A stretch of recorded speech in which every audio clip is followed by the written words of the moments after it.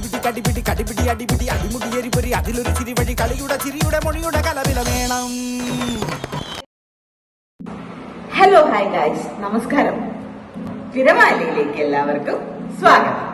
അപ്പൊ ഞങ്ങൾ ഇന്ന് ഒരു വെറൈറ്റി ടോപ്പിക്കായിട്ട് വന്നതല്ലേ? അതെ, അപ്പൊ നമുക്ക് അർജന്റീന വെച്ച് പിടിക്കാം. അതെ, സ്കൂട്ടിയെ പറ്റി തുടങ്ങാം അല്ലേ? നിങ്ങൾക്ക് എന്തറിയാം സ്കൂട്ടിയെ പറ്റി? ഗിയർലെസ് വണ്ടിയാണ് സ്കൂട്ടി. അതെ, ബുക്കോ പറഞ്ഞത് ശരിയാണ്. സോറി ബിക്കോ അല്ല. ഓ എനിക്ക് ബുക്കോ പറഞ്ഞത് ശരിയാണ്. ഗിയർലെസ് വണ്ടിയാണ് സ്കൂട്ടി അല്ലേ? ബുക്കോ ആദ്യമായിട്ട് സ്കൂട്ടി എന്ന് പറഞ്ഞ കൺസെപ്റ്റ് എവിടുന്നാ ഉണ്ടായെന്ന് അറിയോ? 1947. അതെ, ഇന്ത്യക്ക് സ്വാതന്ത്ര്യം കിട്ടിയ സമയത്തായിരുന്നു ആദ്യമായിട്ട് സ്കൂട്ടി എന്ന് പറഞ്ഞൊരു കൺസെപ്റ്റ്. അത് ഇറ്റലിയിലായിരുന്നു അവര് കൊണ്ടുവന്നത്. ഇറ്റലിയിൽ കൊണ്ടുവന്നതിന് ശേഷം പിന്നെ അവർ എന്ത് ചെയ്തെന്ന് അറിയാമോ? ഇന്ത്യയിലേക്ക് കൊണ്ടുവന്നാണ്. അതെ, 20ാമത്തെ നൂറ്റാണ്ടിലായിരുന്നു സ്കൂട്ടി എന്ന് പറഞ്ഞ കൺസെപ്റ്റ് സ്റ്റാർട്ട് ആയത്. പിന്നെ ഇന്ത്യയില് 1986 മറ്റോ ആയിരുന്നു TVS സ്കൂട്ടീസ് ഒക്കെ, മറ്റേ ഹോണ്ടയുടെയൊക്കെ. അതെ, ഹോണ്ടയൊക്കെ സ്റ്റാർട്ട് ചെയ്തു. പിന്നെ നമ്മളുടെ ഈ ഓട്ടോമേറ്റഡ് ആയിട്ടുള്ള സ്കൂട്ടീസ് ഒക്കെ കൂടുതലും വ്യാപകത്തിൽ വന്നത് 1994 തൊട്ടാണ്, അതായത് 1994 തൊട്ടാണ്. അങ്ങോട്ട് ഇതൊരു കൺസെപ്റ്റ് എടുത്തത് തന്നെ വിമൻ കമ്മ്യൂണിറ്റിയെ കുറച്ചുകൂടെ പ്രൊമോട്ട് ചെയ്യാനും അവര് കുറച്ചുകൂടെ ഹാൻഡി ആവാനും ഒക്കെ വേണ്ടിയായിരുന്നു ഈ ഒരു കൺസെപ്റ്റ് തന്നെ അവര് സ്റ്റാർട്ട് ചെയ്തത്. അപ്പൊ നിങ്ങൾക്ക് അറിയോ സ്കൂട്ടി?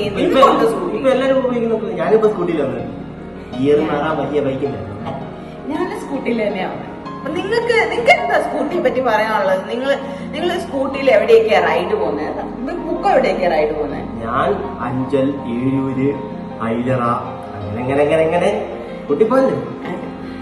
ബുക്കൊക്കെ ഏറ്റവും കൂടുതൽ ഇഷ്ടം ഏതിൽ പോകാനാ? കാറിൽ പോകാനാണോ സ്കൂട്ടിയിൽ പോകാനോ? കാറിൽ പോയാൽ മഴ അറിയണ്ട, സ്കൂട്ടി പോയാൽ മഴ അറിയണം. വീട്ടിലിരിക്കണം. കാറിൽ പോകാനാ കൂടുതൽ ഇഷ്ടം. എങ്കിലും സ്കൂട്ടി കുഴപ്പമില്ല. സ്കൂട്ടി നമുക്ക് അത്യാവശ്യത്തിനൊക്കെ ബ്ലോക്കിലൂടെ എളുപ്പമില്ലേ?